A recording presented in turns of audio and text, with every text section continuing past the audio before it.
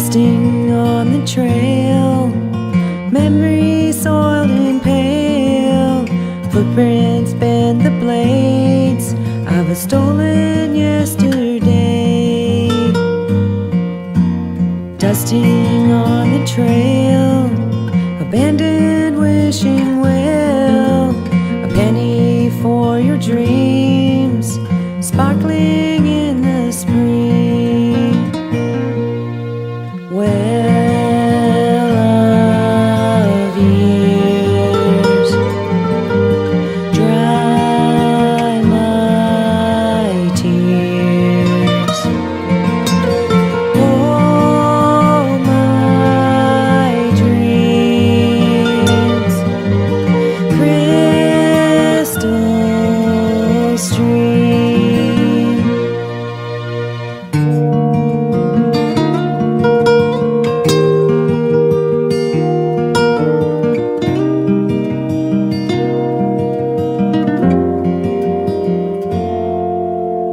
What's inside my hand? A penny from the sand, picked up on the trail from walking my own hell. A penny soiled and pale, ignored by the wishing well. Tossed it in the spring to see what it would bring. Well of years, dry my tears. All my dreams, crystal stream. Leaned against the stone, watched the penny I had thrown shine through the glassy spring like a golden wedding ring.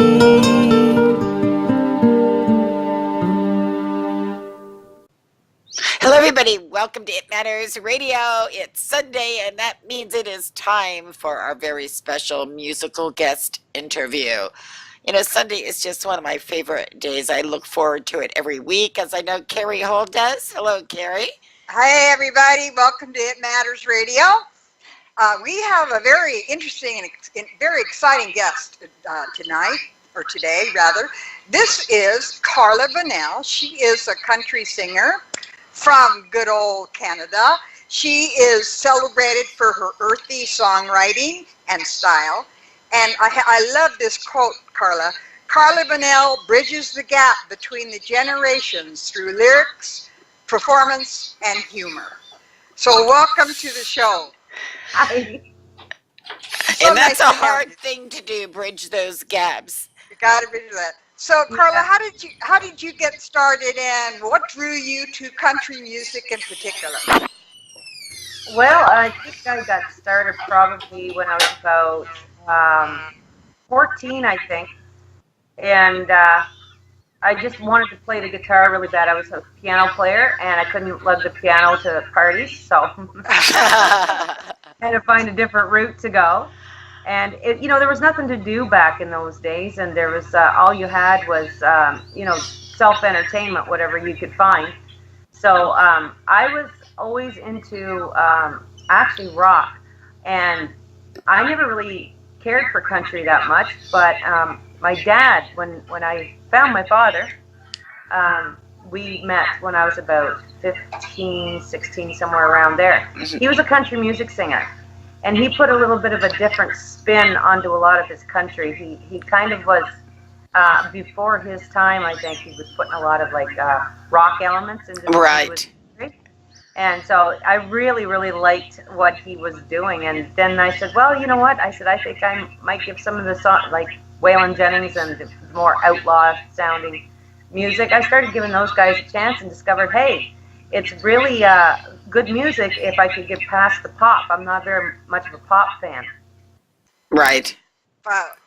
It's really fabulous. I noticed that your writing, at least in my opinion, reminds me a lot of Woody Guthrie. in that you sort of are into the people. So tell us a little bit about your writing style. Oh, okay, sure.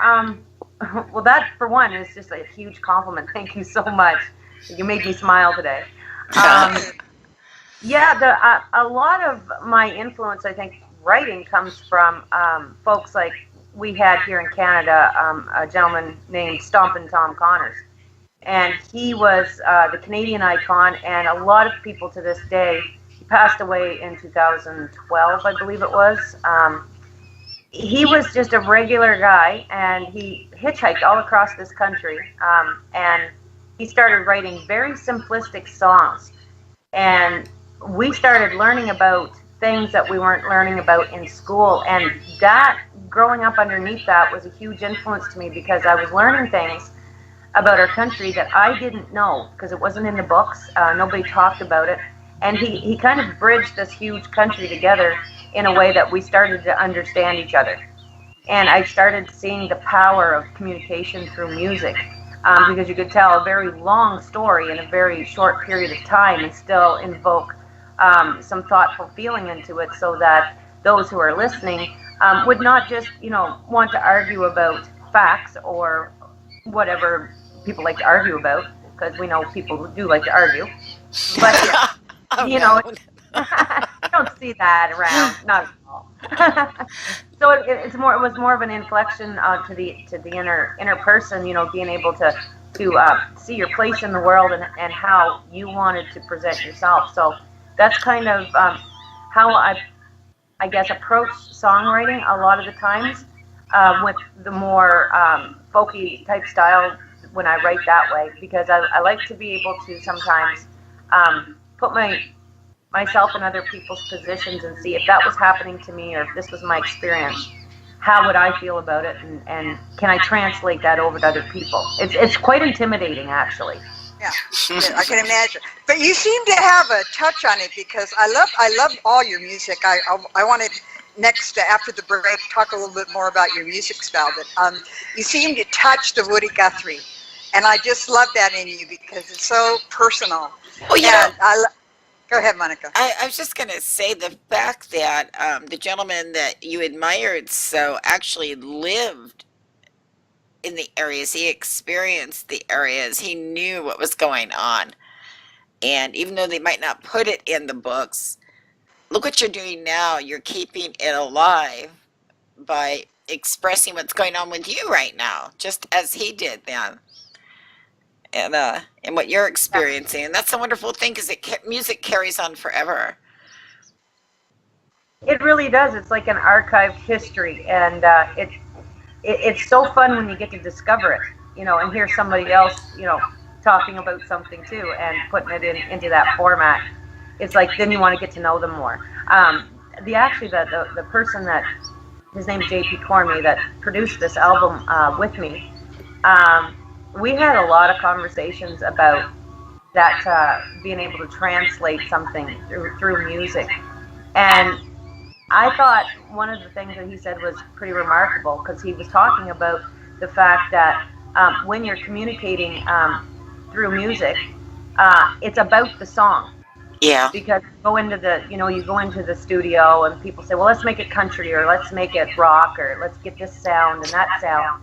But when I went into the studio with him, and he's quite an iconic character here in Canada as well, especially in Atlantic Canada, he said, I said, what do you think it should sound like? Because that's typically what producers will say. He said, I don't know. He said, we're just going to let the song speak for itself. He said, it will produce its own sound. Wow. So I thought that's great. So, I have to ask, you being in the business so a while, what differences have you seen in indie music as far as country music goes? And is country music different in Canada than, let's say, the United States? Yeah, you see a little bit of both. You'll see country music in Canada is sometimes quite cookie cutter, like it is everywhere. But there's another element to country here in Canada.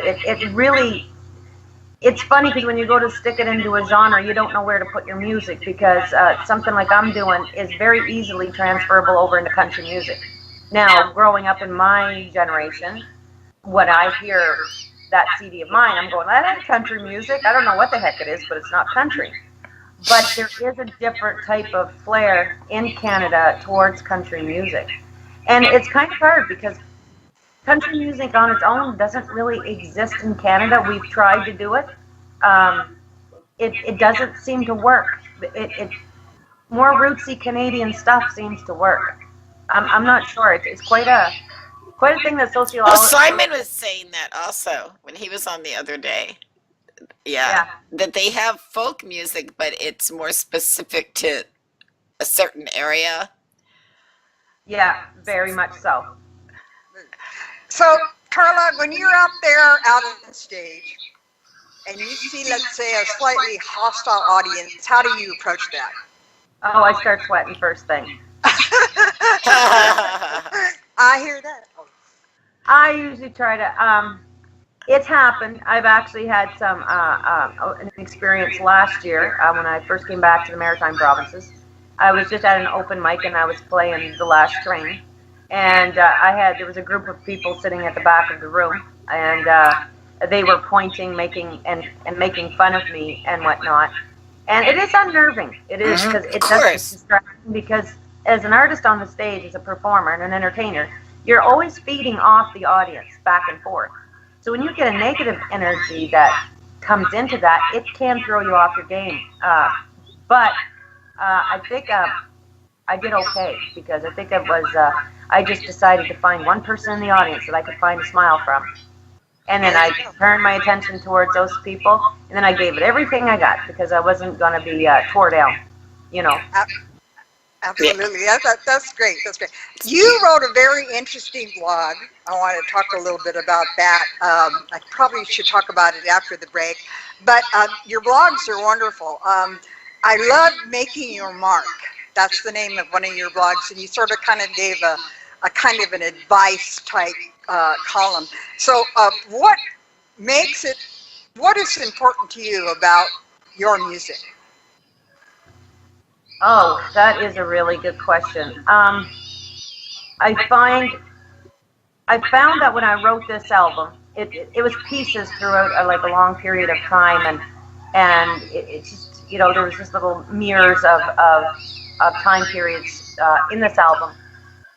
But what I think is important with the music that I try to write is I'm trying to connect to people. I'm trying to build community with people. I find that, you know, you could get this wonderful feeling of writing a good song. You think it's a great song. You get a good feeling when you play it. But when you get a little kid that comes up to you that's like, you know, just fascinated because you touched that kid somehow, and they want to take that song and, you know, take it to their teacher at school and get them to teach them how to play it, then you know you've done your job as an artist. You've done what you really wanted to do, because you want to be able to communicate and pass on something of positive value.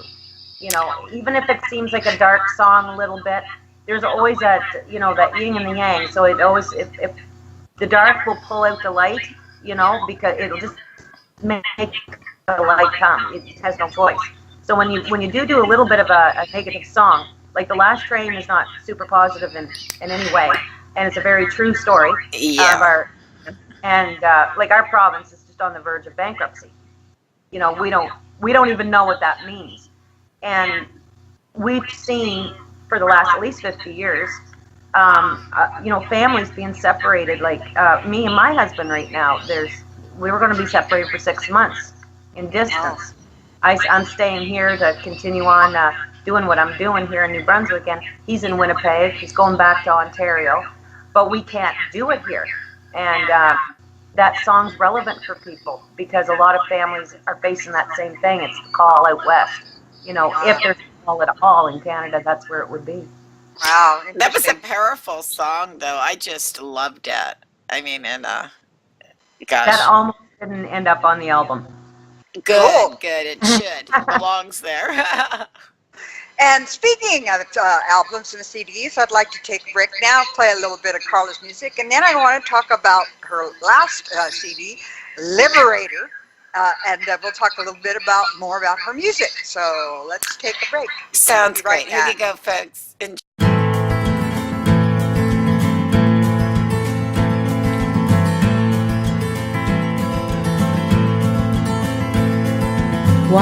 across the river with everything I own. The wind is at my back and my heart I left at home. Just barely made the last train before the winter storm came down. I'm heading to Alberta, to the biggest little town. So many folks are passing, so many are depressed. You can't get unemployment and they jacked up all the rent. Healthcare doesn't care no more, we can't afford the crutch. Everyone just locks the door and ain't back after lunch. And it drains the soul to watch it go. No one's left in town. And it drains the soul to watch it go. It's a quiet, eerie sound.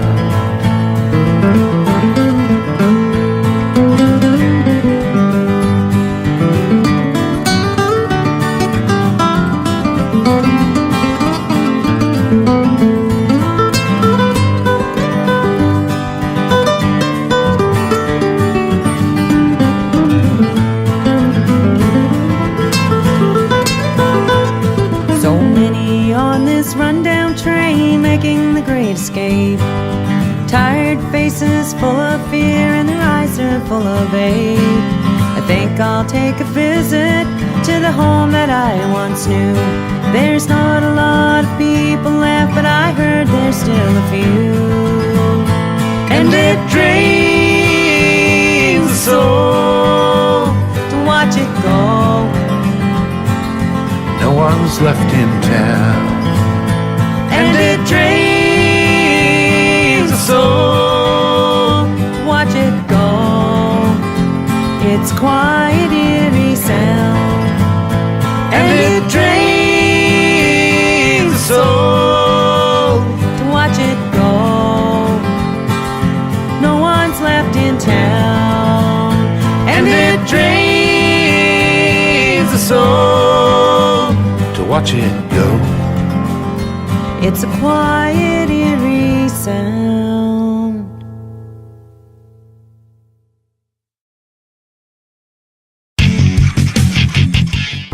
Oh, time's so down. What I think I'll tell. Oh, me, oh, Think I'll take a visit to the home that I once knew. Living like a lovely girl should.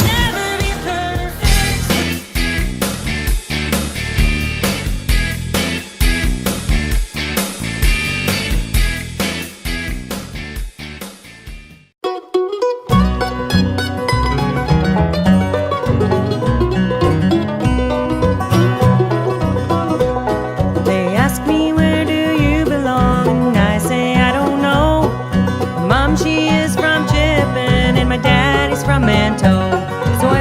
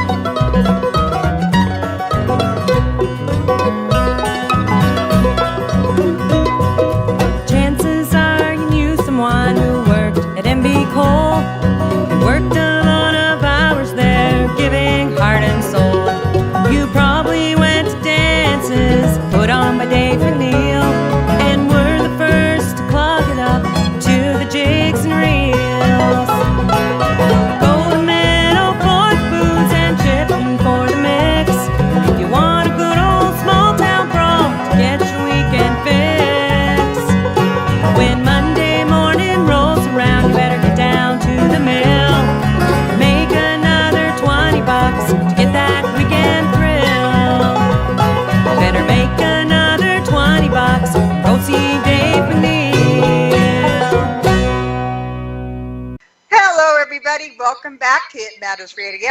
We are interviewing the delightful Carla Bonnell. She celebrated for her earthy songs, songwritings, and style. And I love this line. I'm going to say it again.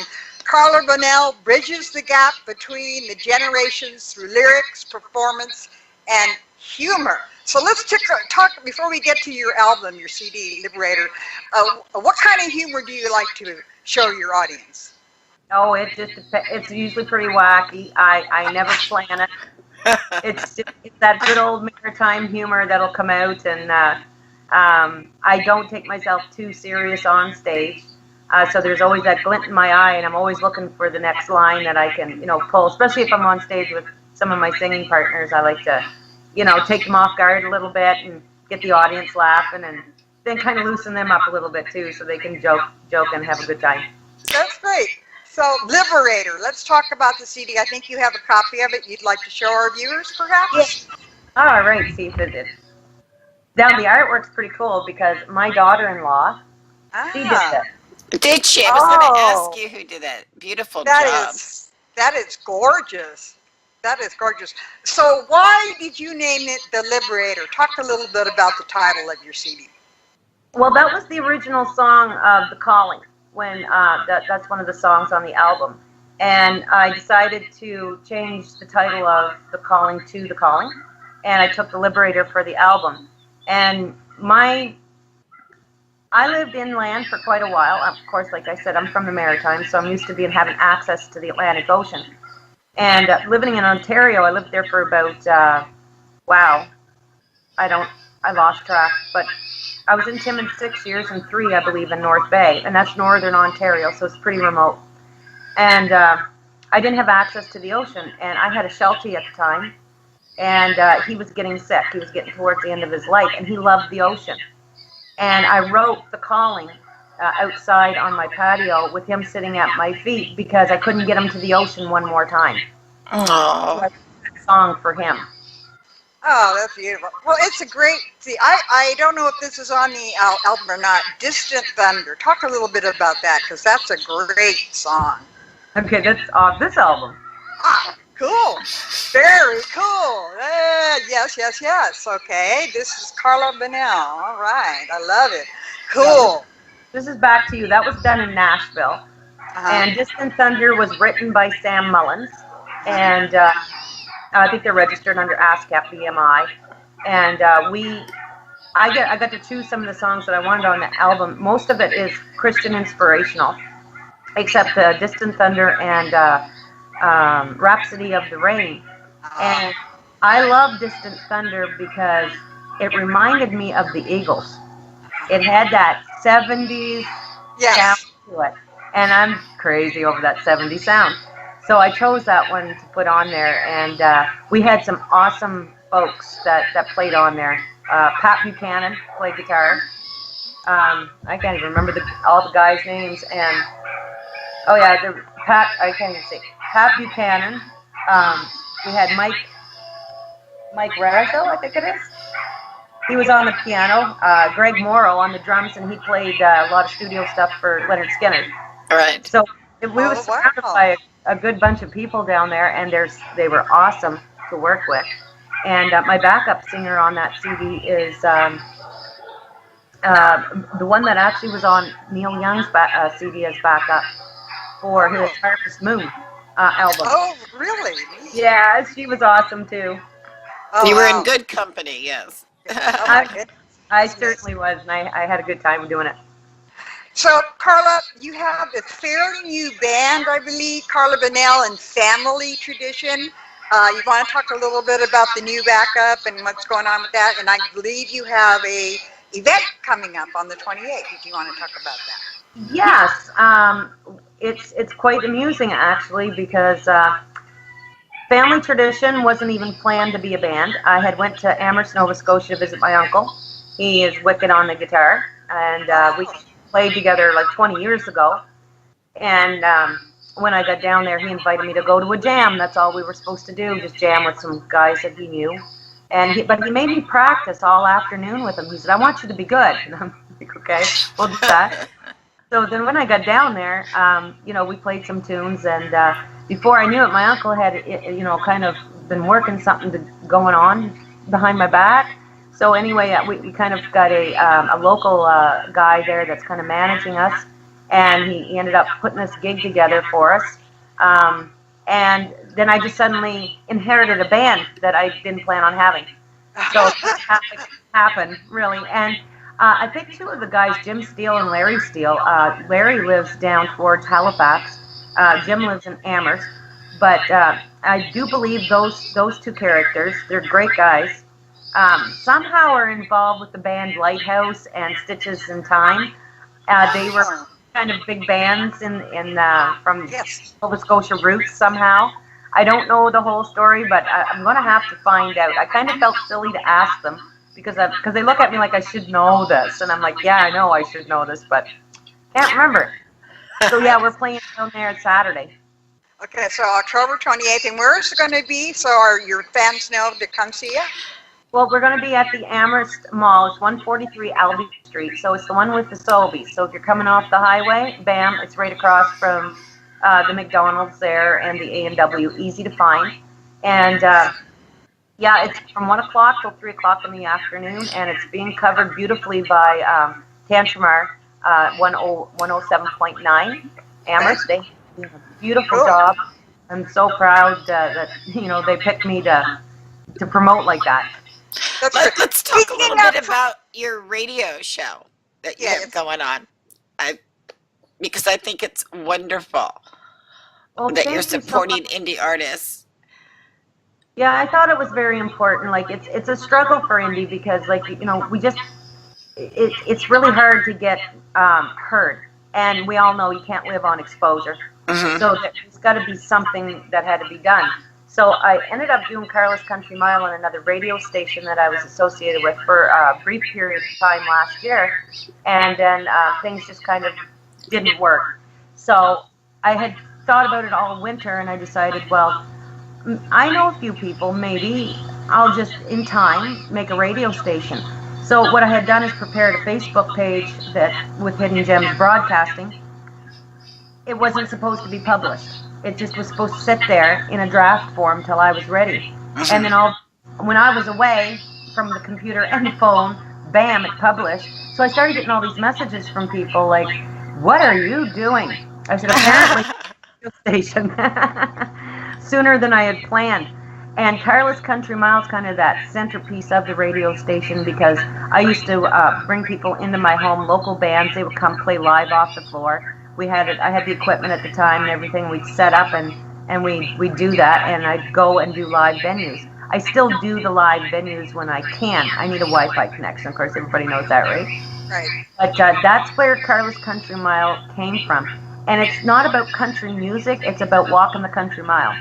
Because everybody, you know how it's like you walk a city block or you walk the country mile. Well, the country mile always seems a lot longer than, the actual distance of the walk. And that's what it feels like for indie artists. We feel like we've been at it longer. We've worked at it harder. So I cover as many genres as I possibly can. We just recently got somebody that's going to be looking more towards like hip-hop type genres. And she's more gifted in that area. She knows that genre a lot better. She knows what's good, what's not so good. So she's going to be taking over that. And her name's Kat. She's part of the Hippie Lounge that we have on Friday nights, which is really eclectic and really funny, and we love it. So we've got quite a few shows right now. Now that's very cool. I have to give you kudos for doing a independent kind of supportive radio shows. I think that's fabulous. Now you are going to be part of the Rise Up tour. Is that correct? That's right. I believe you're looking for sponsorship. You want to talk a little bit about that? Yes, I am looking for sponsorship, and being from Atlantic Canada, that can be quite challenging where we're at. However, we were lucky enough that Daisy Colburn, who's a friend of mine, and she's also a beautiful singer. I'm hoping she'll sing a song or two. We're going to have a fundraiser for the Rise Up to be able to cover costs. Basically, my costs are airplane tickets to London, then back to Fredericton from Montreal, meals, and room and board, basically. Right. So we're going to be holding that at the DJ Purdy Lounge on November the 5th, and I think it's going to be 1 till 3 o'clock with a live auction, silent auction, and we're going to have musicians to come in. And Brent Buchanan, who is DJing for KHJ Radio here in Fredericton, and that's one of our popular country music radio stations, he's going to be emceeing it and hosting it for me. So we're asking everybody to come out, and if they can't come out, they can send, a donation directly to me, and I'll definitely make sure that they get a receipt for that. Now, it's not tax deductible because I'm not a charity. This is, a sponsorship deal, but still they'll receipt so that they can claim it as an expense. Right. Yeah. So what is the name we're of always the... looking for sponsors for things such as, if you really want to get invested, because they are going on tour with the rise of tour that's coming 2018 and 2019. You could possibly help by getting your name, your logo on some of their t-shirts somewhere. Yes.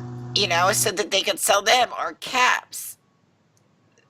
We have a whole line. We have a whole line for Hidden Gems Broadcasting, and I have just one couple of lines for carlabonnell.com, I call it.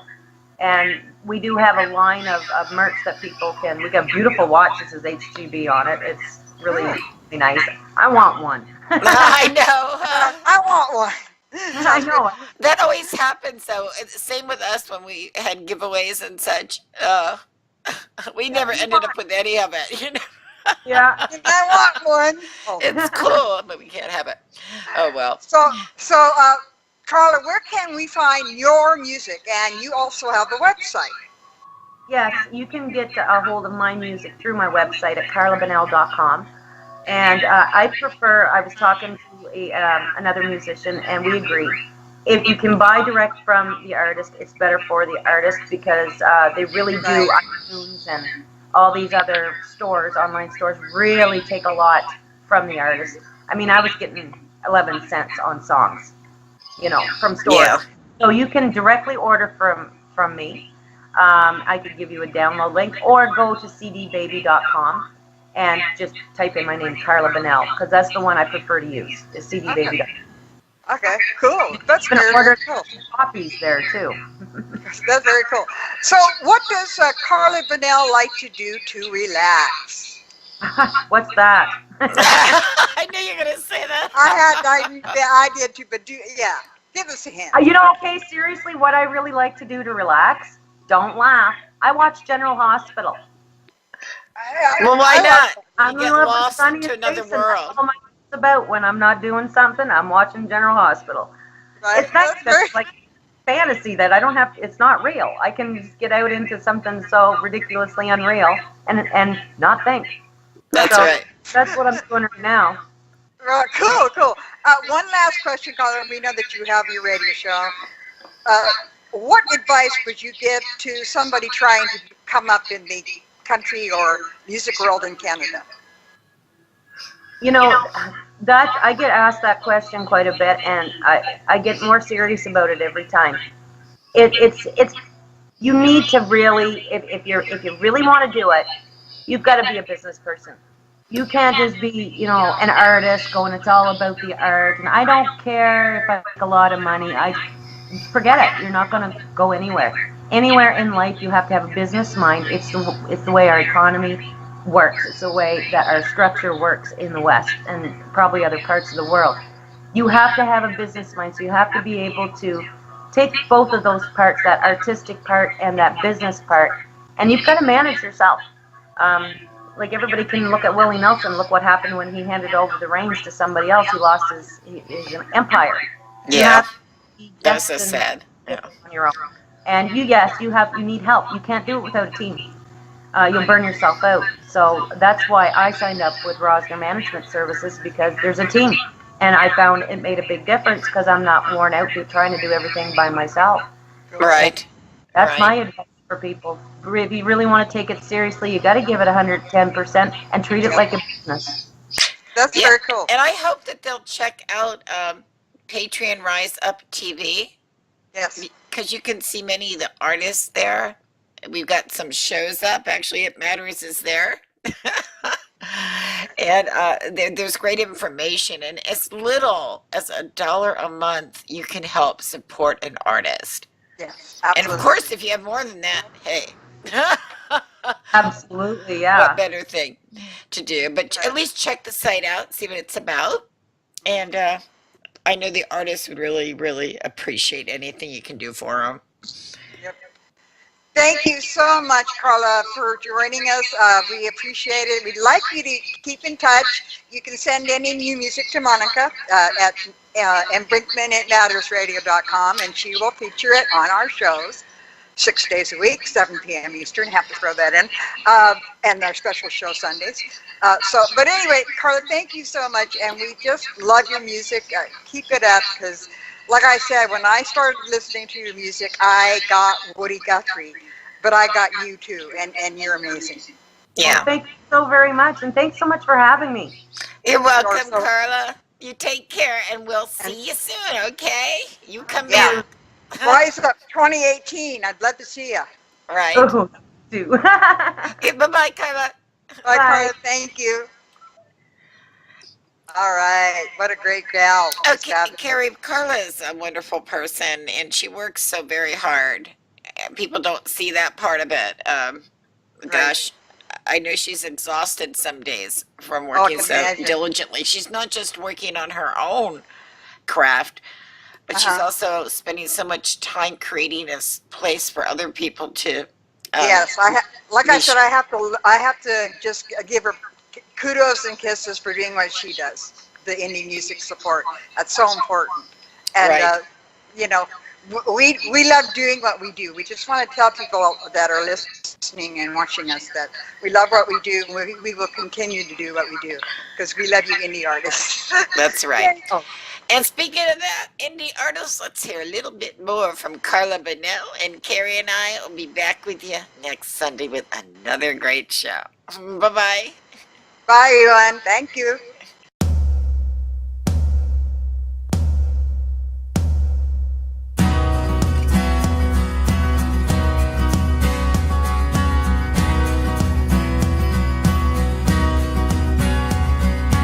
Silence of the railroad tracks as I walk in the rain. Everywhere step I take, tremble with the pain. Seen it come and I seen it go, and I stood there like a fool.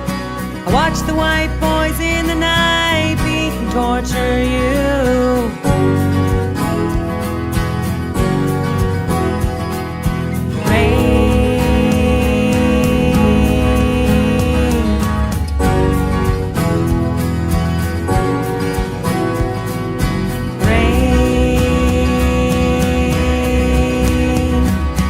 Tore my clothes and I washed my hands and I tried to let it go. I beat on doors and I told the ones who seen the wicked blows. Took your chain, wrapped it around my neck, and I placed it in my hand. Shook my fist at the government, telling them who I am.